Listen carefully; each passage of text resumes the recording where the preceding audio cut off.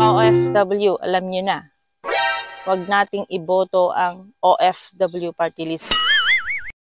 Isa siya sa pumirma para ma-impeach si Vice President Sara Duterte. Alam naman siguro nila na ang mga Duterte ay napakalakas yan sa mga OFW.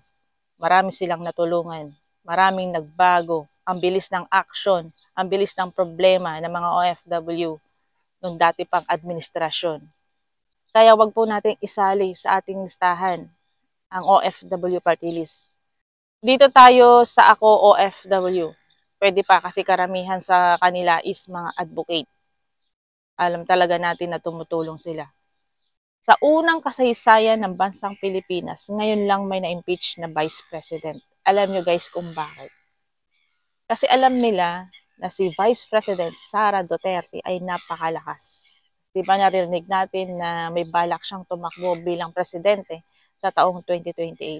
Pag in-impeach kasi siya, hindi siya pwedeng tumakbo bilang presidente ng Pilipinas. Yun ang pagkakaalam ko. I-correct niyo ako kung mali ako. Kasi yun din naman base sa aking mga search at sa mga naririnig ko. So, alam talaga nila, gagawa talaga sila ng paraan para hindi makaupo ang mga Duterte. Kasi pag once na nakaupo at nakabalik sa pwesto ang mga Duterte, yari ang mga kalaban. Gugulo na naman ang Pilipinas. Magulo na nga, lalo pang gugulo.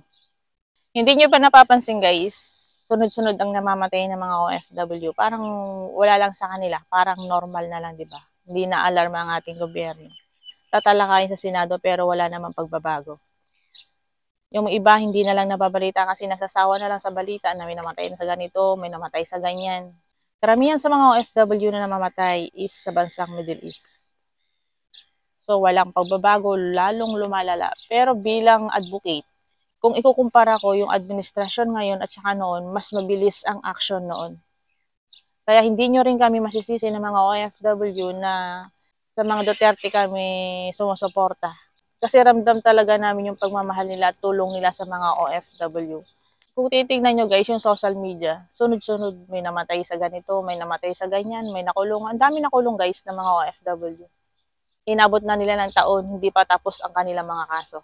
Lalo na sa bansang Middle East, napakadaming agency pa ngayon ang illegal. Mga scammer, manloloko, hindi matanggal-tanggal ito, napakatagal na panahon na.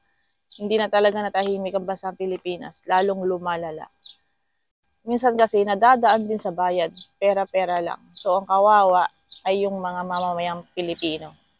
So, parang nakakawalang gana umuwi sa Pilipinas. Kung wala lang yung pamilya mo doon is parang ayaw mo nang umuwi ng Pilipinas. Sinasabi nila yung mga OFW is bayani. Pero pag umuwi ka sa Pilipinas, hindi ka man binibigyan ng special treatment or ano. Diba? Sasabihin lang sa'yo, bayani ka pag patay ka na. So, paano mo mararamdaman yung pag-welcome nila kung patay ka na?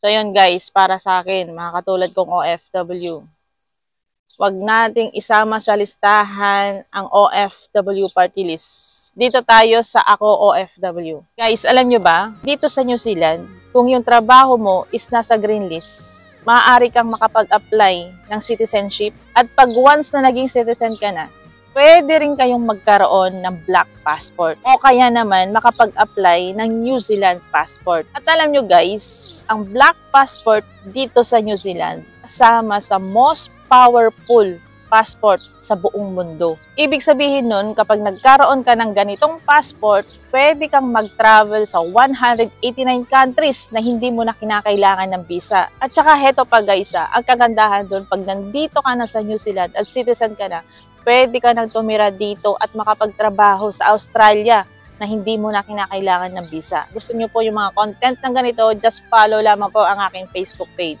Ako nga po pala ang inyong lingkod, Joancy Fernandez po, isang OFW International Advocate.